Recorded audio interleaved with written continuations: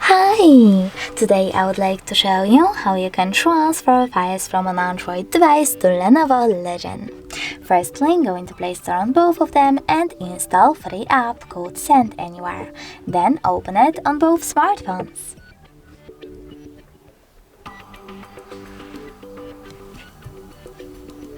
Now you need to choose I accept, confirm, continue and allow. Then do exactly the same on an Android. After that, select Receive on Lenovo, then click on No Thanks and close this window, and after that tap on Send on an Android, click on all of those dots and select Send. This way you will select all of those files and transfer them later on. It will take some time, so I will go with only this one photo, choose Send and tap on Got it. As you can see from here, we have two ways to connect.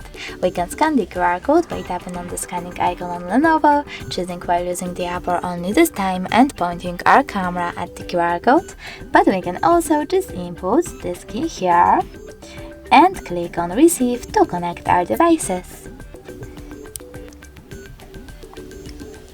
I need to correct it, and now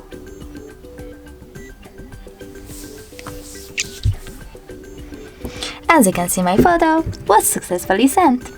Thanks so much for watching. If you enjoyed this video, don't forget to leave a like, comment and definitely subscribe.